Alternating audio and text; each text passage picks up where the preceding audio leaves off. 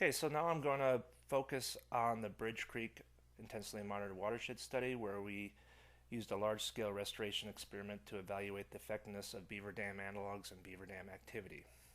So what was the problem? Here's Bridge Creek. It's a tributary to the John Day Basin, which is a tributary to the Columbia. This was our treatment watershed, and Murderous Creek, tributary to the South Fork John Day, was our control watershed. And we're looking at a large-scale restoration approach to see if we can increase or improve the quality of mid-Columbia steelhead habitat and increase the production of these populations. So this is Bridge Creek in the early 1990s, shortly after the BLM removed grazing in this watershed. BLM is the land managers here. As you can see, this is a very simplified system, very few pools, incised. Approximately 100 years ago, a huge storm event coupled with the intensive grazing resulted in a massive incising of Bridge Creek. And so we went and this incising event led to an incised stream. And these incised streams tend to be poor habitat. What happens is when you get incision, the water table drops. When the water table drops, vegetation, riparian vegetation, no longer has access to that water table, and it starts to die, destabilizing the banks further, leading to degradation until you hit some sort of baseline control. Now eventually the banks start to erode away. You start to widen the stream. You might get some sinuosity that decreases the gradient. These things tend to decrease stream power and allow for more aggradation. And so then we enter this aggradation and widening phase until we get back to this anastomosing phase. And this was talked about earlier. Colin and Joe and others have talked about this and is often referred to as stage 0. And note the time scale here. We're going from a fairly rapid event in a year to 10 years. The widening phase takes decades, the aggradation and widening up back to the anastomosing phase, hundreds of years for these systems to recover on their own. And so what we have now is this simplified channel that's disconnected from the floodplain that's produced very low quality fish habitat. And what we're trying to achieve is a complex dynamic channel that's connected to the floodplain, creating high quality fish habitat. So how do we get there? Well, here's Bridge Creek 20 years after the grazing. We could have just let this passively recover, but as I discussed previously, this could take millennia. That doesn't bode well for fish that are listed under the Endangered Species Act. And what we see here is there's willow in the margins of these streams, so we have some willow recruitment, but they're still in this incised state. Now beavers have moved into Bridge Creek, and in some places they're building dams, and in the few places that dams have been built, Michael Pollock has measured a lot of aggradation behind this. Michael is one of the principals that really inspired the idea of how beavers could help recover an incised stream. The problem in Bridge Creek is that since this has been incised and disconnected from the floodplain for so long, the riparian vegetation is very small woody material. And this small woody material does not make for dams that can withstand the flows that are concentrated in this incised channel during high flows. And so almost every year these blowouts happened. And we're fortunate enough to have this long time series of beaver dam surveys conducted by Rick Demmer of the BLM. And what he demonstrated is that most of these dams blew out within the first year, suggesting that the lifespan of these dams are really limiting both beaver populations and the ability to recover this incised system. So what did we do? Well, we tried to put in structure that would help create more stable dams that would capture that aggradation and maybe provide an opportunity for beavers to build more stable dams. So we put fence posts into the stream bottom, wove branches, put sediment behind it, rocks behind it. We created our own beaver dam. And the structure we built we referred to as a beaver dam analog, and hence the name BDAs was born and somehow stuck. So the idea is we're going to build more structure in this incised trench. From that, we've developed different types of BDAs, postless, post-assisted. The original structures we used in Bridge Creek that are actually still holding up some 10 years later are these post-line wicker weaves. This is a paper that we published in Bioscience. Michael is the lead author on this, and he outlines how beavers and their dam building activities can greatly accelerate the widening, aggrading, widening and aggrading back to this anastomosing state fairly rapidly, and how BDAs can do something similar. This is published in Bioscience.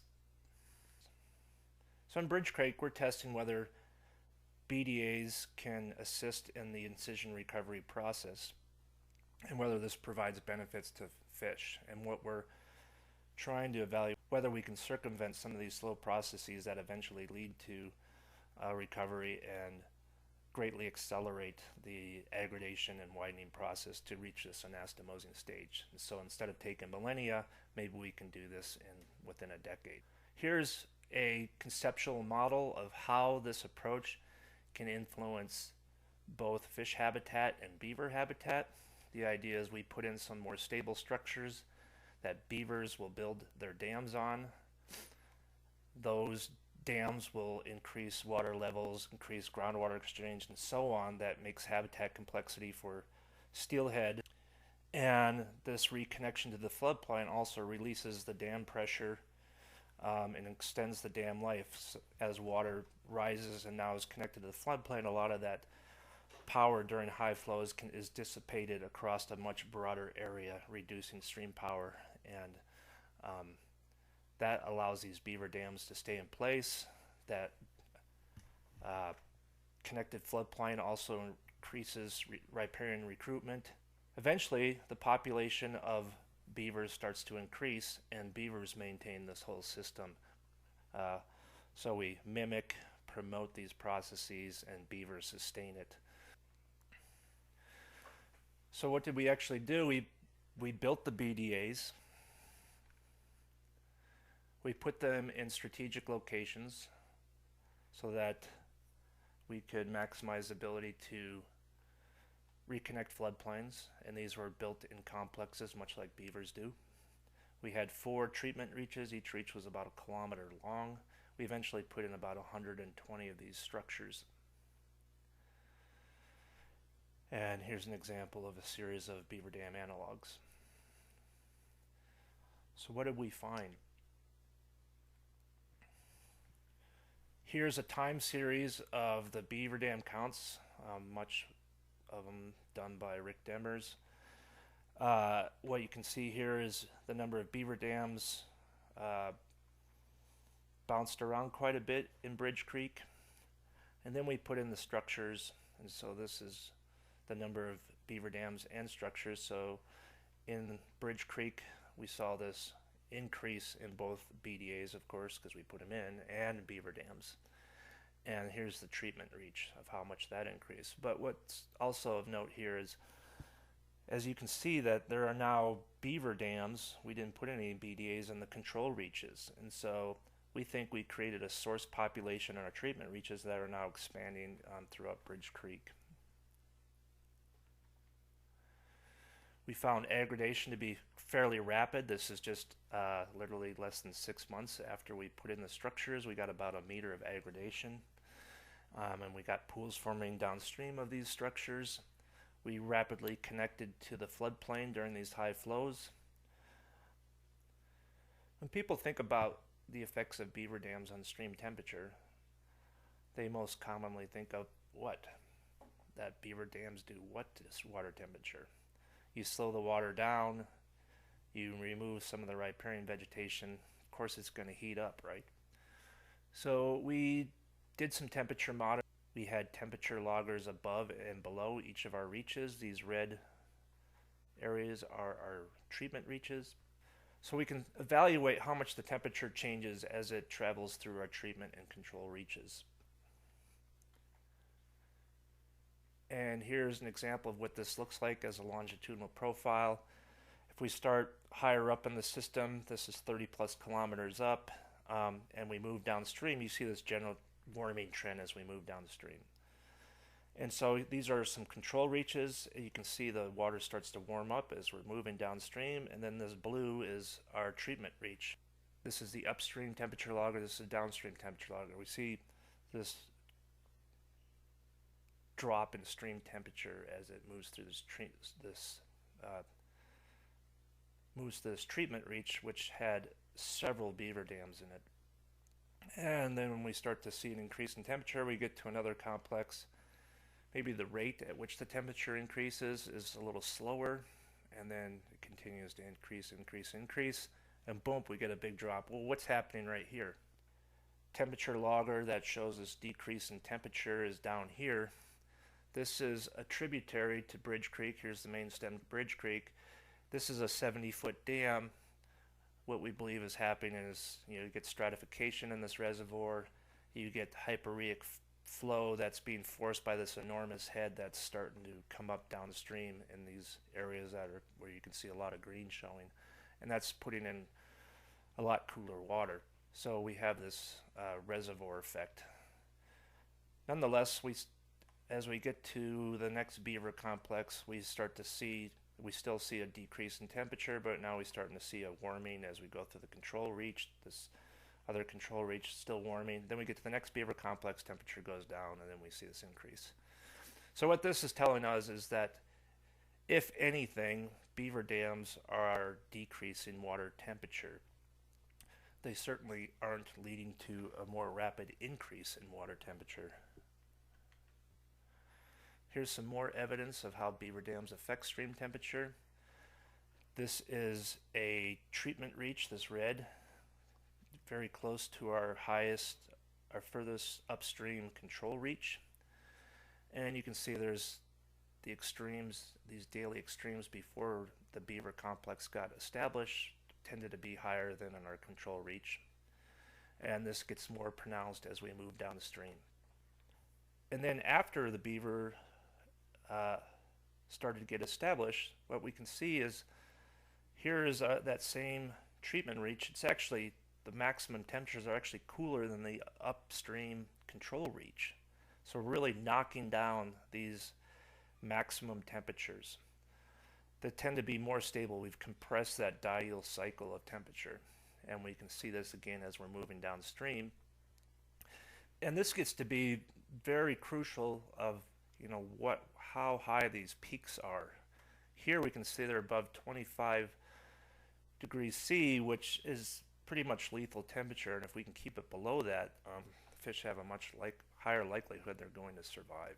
So a more stable temperature thermograph in these treatment reaches. But not only that, we also see this temperature heterogeneity that is formed in these reaches. Here, each one of these dots is a temperature logger. This is a series of beaver dams, and this is a free-flowing reach. What we can see in the free-flowing reach is all these temperature loggers give us basically the same temperature. There's very little heterogeneity in this reach. But if we look at the temperature loggers here, we see some of them are the same, but then others are much cooler. In fact, this one here stays about 11 degrees throughout the day, throughout the diel period. And so this temperature heterogeneity gives fish an opportunity to select the optimal temperature within this reach. That is extremely important. And this holds for winter temperatures as well, where we see some places providing actually warmer inputs. So what's going on here? Well, we think that these dams are creating these hydraulic heads that are forcing water to go hyporheic, in some cases maybe even displacing groundwater and coming upstream much cooler. So like these temperature loggers below these series of dams are much cooler. Okay, so how did the beavers respond to this approach? Well, in 2008, just before we put in the BDAs, there were 22 beaver dams. And in 2016, the number of beaver dams, not BDAs, but beaver dams, either built on BDAs or natural beaver dams, there were 164. So we think we've greatly increased the ability for beavers to build dams and for their colonies to expand and the population to increase. And we saw an increase in the overall inundation area, the areas of floodplain, of 228%, and an increase in the side channels of over 1,200%. So here is one of our treatment reaches in 2005. It's mainly a single threaded channel.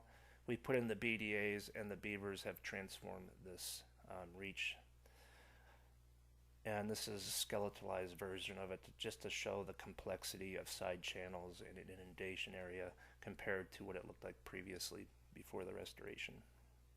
So our overall goal is that we don't have to have any intervention to keep this system maintaining this connected floodplain and from going back to this degraded state. So is this going to sustain? Well, we had an opportunity to evaluate whether that was going to happen when this huge flood event happened last year in Mitchell. This is a street coming down Mitchell, Bridge Creek. This is actually Bridge Creek running through the town of Mitchell.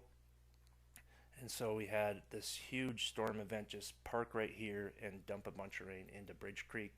And we went from like 20 CFS to 500 CFS in less than an hour.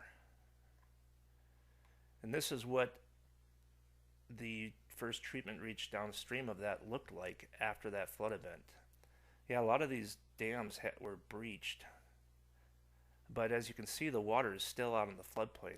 This channel that was approximately this wide is now about 65 meters wide. And so as that water hit this area that's connected to the floodplain, a lot of that power dissipated and prevented the stream from incising the channel again. So we believe that we are now have reached this self-sustaining state. What about the fish response? Well, we monitored the fish population, and as I said, we tagged over 100,000 fish in this project.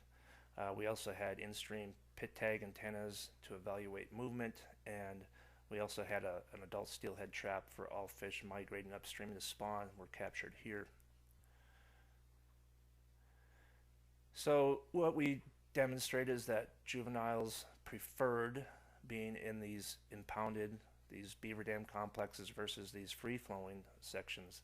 This is the number of fish per 100 meters, and you can see that there's, in the when we did this comparison back to back, we can see there's quite a bit more fish in these beaver dam complexes. If we look at this instead of a linear density as more of an aerial density, which a lot of people think is probably more indicative of the response, you can see that there's still a higher amount. But I would argue that this is not the correct measurement. The beavers have altered the same stretch of stream, and one of the ways they can increase the abundance of steelhead is to create more habitat, not just higher quality habitat.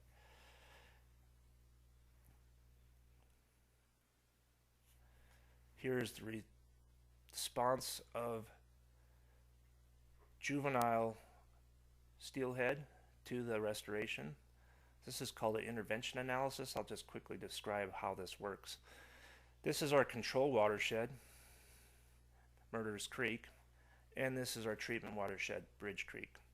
What you do is you subtract the control from the treatment for every time period. And what that does is it starts to get rid of noise that's common to both our treatment and control watersheds, such as ocean conditions or things going on the main stem Columbia, such as the dams, or maybe weather patterns for that summer, a warm year versus a cool year.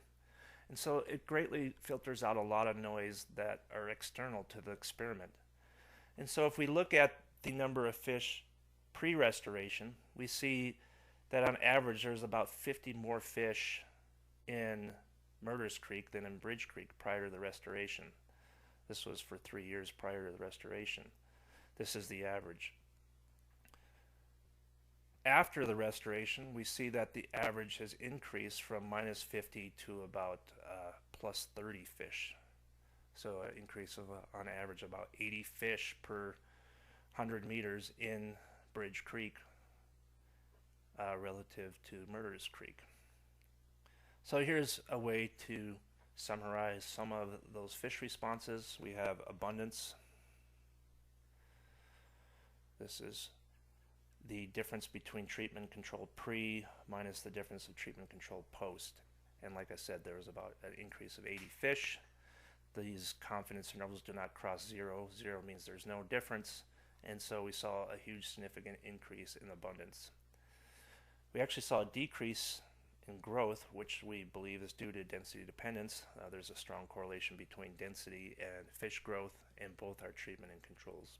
But we increased the density so high that we think the growth rates actually went down. But that did not result in a decrease in survival. We actually saw about a 50% increase in survival. This is, we look at ratios for survivals instead of differences. And so a ratio of 1 means there's no difference. And overall production, which is the product of these measures, we see that there was an increase of about 2.7. So this is equivalent to a 168% increase in abundance, a 52% increase in survival, and overall 172% increase in production. And we published these results in scientific reports. A common question that we get, aren't beaver dams a barrier to fish? So what did we find in Bridge Creek? Well, here's the adult steelhead response. Again, here's the adult trap, and then we have these pit tag antennas. So we tag everything here, and as fish migrate upstream, they get detected. These green dots are either beaver dams or BDAs, and we can see in 2009 there were 22 beaver dams, and 17% of the fish made it above this highest pit tag antenna. 2016 we had 164 beaver dams and several, probably another 80 to 100 BDAs, and we saw 29% made it above these. So if anything, the number is increased. Certainly doesn't suggest that fish can't get it past these dams if 30% of the population made it past all of them. And if we look at the survival rate and the detection efficiency of juveniles, the number of juveniles that we detect leaving the system is about what we would expect. So we don't believe it's a downstream barrier. And in fact, we've put antennas on either side of a structure or a beaver dam, and we can see fish moving back and forth through these dams multiple times a day. So we don't really believe this is a passage barrier for juveniles. So in conclusion, BDAs allowed beavers to build longer lasting dams, which increased the beaver dam activity by about 8 to 10 fold. The beavers allowed the floodplain to get reconnected, leading to much higher resiliency to flood events. We increased the water table height, which I didn't go into, but we do have information that suggests that happened as well. We saw a decrease in temperature and an increase in temperature heterogeneity. And we did see a change in riparian vegetation that Jeremy will talk about later, and we saw an increase in fish habitat quality and quantity. Quantity maybe being one of the bigger effects that we often don't take into account. And that these dams that were built by beavers, or the ones we built, were not migration barriers. And overall, we did see an increase in the production of. So this study gave us a lot of confidence that both beavers and BDAs can provide a lot of benefits to stream ecosystems and to fish populations. In fact, this is one of the very few studies that are out there that show a population response to stream restoration.